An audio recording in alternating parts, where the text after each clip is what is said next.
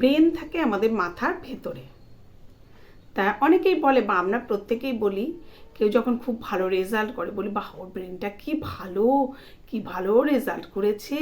আর যে নাকি খারাপ রেজাল্ট করে তার কথা সবাই বলে একদম বাজে, ওর মাথায় কিচ্ছু নেই, ব্রেনটা একদম ভালো না, ও কী করে ভালো রেজাল্ট করবে। সত্যি কি আসলে ব্রেনটা ভালো মন্দ নাকি মনোযোগ দেওয়াটা কোনটা? যে নাকি পড়াশোনা করে, একই স্কুলে পড়াশোনা করে হয়তো একটা মানুষ সে খুব ভালো রেজাল্ট করছে, খুব ভালো জায়গায় জীবনে পৌঁছে যাচ্ছে, মানে সে এত ভালো রেজাল্ট করেছে সেখান থেকে সে খুব ভালো একটা চাকরি পাচ্ছে, আর চাকরি পেয়ে সে সারাটা জীবন খুব ভালো কাটাচ্ছে। তখন লোকে কিন্তু বলে ওর যা ব্রেন, ওর বুদ্ধি দিয়ে ওর জীবনে ও দাঁড়িয়ে গেল, ও ছোটো থেকে এত ভালো ছিল, ওর সবসময় ওর বুদ্ধি খুব ভালো, ওর ব্রেনটা খুব ভালো, সেই জন্য ও জীবনে দাঁড়িয়ে গেল।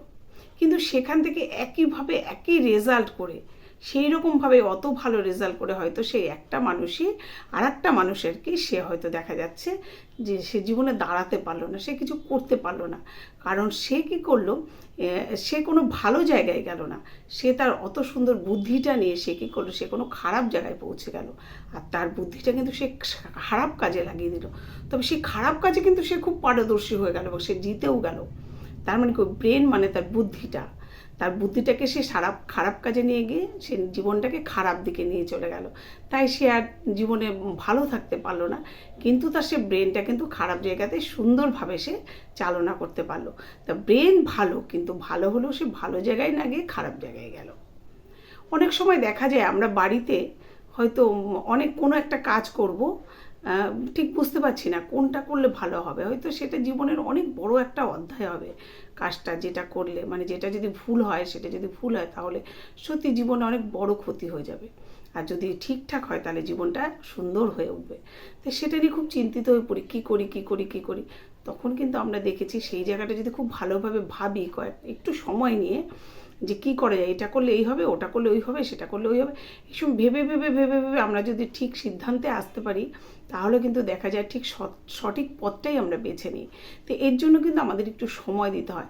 তার মানে এখানে ব্রেনটা কিন্তু কাজ করলো একটু সময় নিয়ে, মানে আমাদের বুদ্ধিটা আমরা বের করতে পারলাম একটু সময় নিয়ে। তা ব্রেনটা তখনই ঠিক হবে যখন তুমি বুদ্ধিটাকে ঠিক করতে পারবে, যেখানে তুমি মনোনিবেশটা ঠিক করতে পারবে, সেখানে কিন্তু তোমার ব্রেনটা ঠিকঠাক কাজ করবে। একটা ছোট্ট শিশু, সে দেখা যায় জীবনের প্রথম রেজাল্টটাই খুব ভালো করে, মানে অত্যাধিক ভালো করে।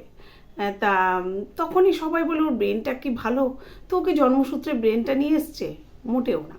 ও পড়াশোনাটা করেছে, পড়াশোনায় মন দিয়েছে, মানে পড়াশোনায় ও ছোটোর থেকে এতটা মন দিয়েছে যে যেই কারণে ওর রেজাল্টটা এতটা ভালো হয়েছে।